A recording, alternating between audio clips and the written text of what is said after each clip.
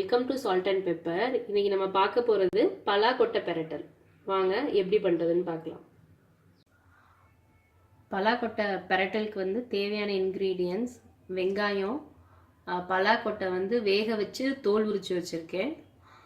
அப்புறம் அரைக்கிறதுக்கு தேங்காய், மிளகா வத்தல், சோம்பு, பூண்டு, அப்புறம் தாளிக்க கடுகு, கருவேப்பிலை, மஞ்சத்தூள்.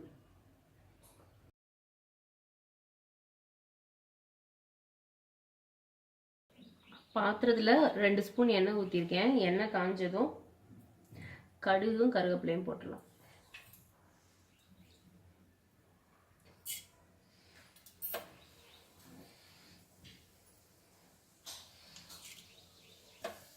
கடுகு நல்லா பொரிஞ்சிருச்சு. இப்போ கருவேப்பிலை சேர்த்து வெங்காயம்,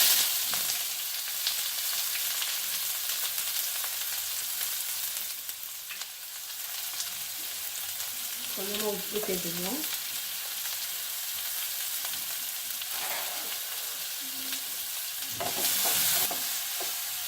இந்த வெங்காயம் வதங்கிட்டு இருக்கும்போது தேங்காய், வெள்ளைப்பூடு, சோம்பு, வத்தல் இது மூணையுமே மிக்சியில் அரைச்சிக்கலாம்.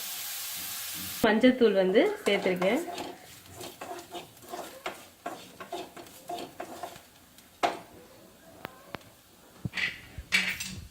இப்போ இந்த அரைச்சது தேங்காய், வெள்ளைப்பூடு, சோம்பு, வத்தல், மிளகா வத்தல் இது எல்லாமே அரைச்சதை இதில் சேர்த்து நல்லா வதக்கிடணும்.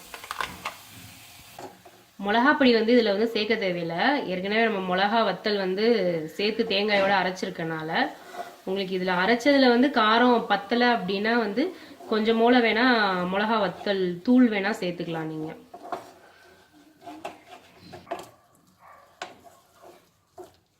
இது கொஞ்சம் பச்சை வாசம் போகிற வரைக்கும் வதக்கிட்டு தண்ணி கொஞ்சம் மூளை சேர்த்துக்கலாம். லேசாக, நிறையா சேர்க்கக்கூடாது. கொஞ்சமாக சேர்த்து ஒரு கொதி வந்ததுக்கப்புறம் நான் அந்த பழத்தோட கொட்டையை இதில் ஆட் பண்ணிடுறேன். இந்த வேக வச்ச பழக்கொட்டையை இதில் சேர்த்துடலாம்.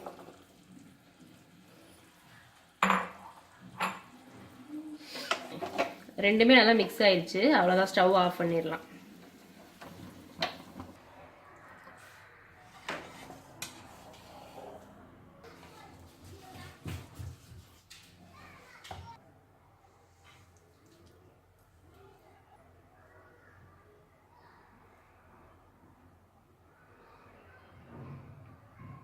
பலாக்கொட்டை பெரட்டல் ரெடி ஆயிடுச்சு.